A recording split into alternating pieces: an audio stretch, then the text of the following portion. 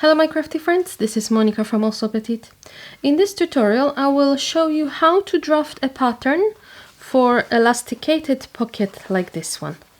So if this is something you would like to learn, then keep on watching.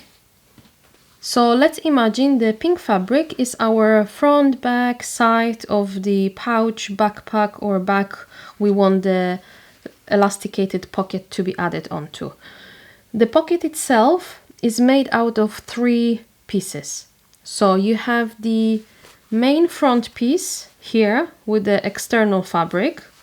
Then you will have the lining fabric from the inner side of the pocket. And then we have the top trim where the elastic is inserted. So we need to draft 2 pattern pieces to make up this pocket. The external and lining pieces are exactly the same, and then we have additional piece for the top trim. Whenever you are drafting pattern pieces, I always advise to do it without the seam allowance first. Otherwise, it might get a little bit confusing and complicated, especially when you start drafting oddly shaped pieces. This is my external side panel in half a scale. So imagine this is 28 centimeters tall and 18 centimeters wide. I always like to include midpoints on my patterns, so it is easier to have a reference point and to keep everything symmetrical.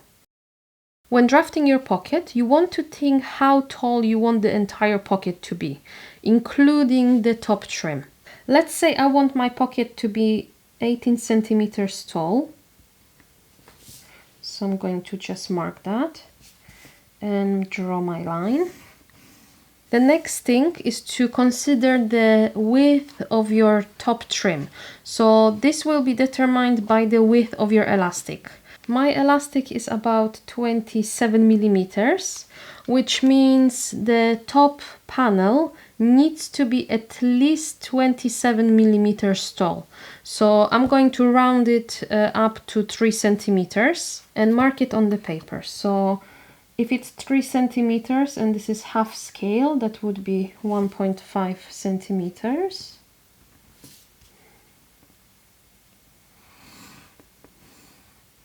Here we go.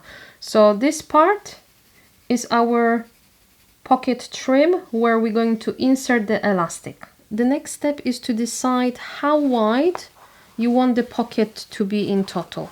So if you stretch out your elastic, how much room do you need inside your pocket? This will vary between what type of items you want to hold in your pocket, where you want it to be, and of course your preference. So normally for this size of pocket, I would add additional 10 centimeters to the width of my panel. So if my side panel is 18 centimeters wide, I would add 10 centimeters to the pocket. So my pocket would be 28 centimeters wide by 18 centimeters tall. Of course, you are aware that this height includes the pocket trim, which is 3 centimeters tall. So our actual pocket piece, the pocket bag, will be 15 centimeters. So now that we have all our measurements, we can draft our pattern pieces. One will be our pocket trim, which you know is 3 centimeters tall and 28 centimeters wide. But you need to remember there is a front and back portion of your pocket trim, which means you need to double the height. So for me, it will be 6 centimeters in total. And the second pattern piece will be our pocket, which you know is 15 centimeters tall and 28 centimeters wide. Once you have your pocket pieces drafted, the next step is to add a seam allowance. So I would highly recommend to use the same seam allowance as you have it on the rest of your project. So let's say you are using a ready-made sewing pattern for backpack and the designer uses 1.5 centimeter seam allowance. I would highly recommend that you use 1.5 centimeter seam allowance on your pocket pieces as well. Otherwise, your pocket may not fit onto your main panel if you are using different seam allowance. I most of the time use 1 centimeter seam allowance, so this is what I'm going to use on my pocket pieces. Always remember to mark your midpoints to have a reference when you're sewing, and also label your pattern pieces so you don't forget what they are and what you need to cut it from. Is it external fabric, lining fabric, interfacing, or stabilizer? So for our elastic pocket, we know that we need to cut one piece from main external fabric and one lining fabric.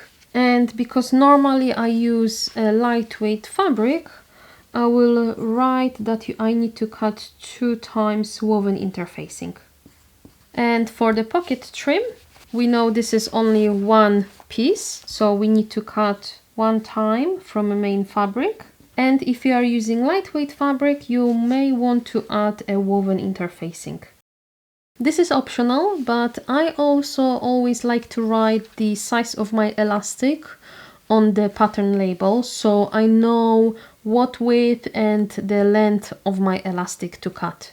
So we already know for this particular pocket, my elastic was 27 millimeters, which I rounded up to 3 centimeters. So I'm going to write elastic 3 centimeter.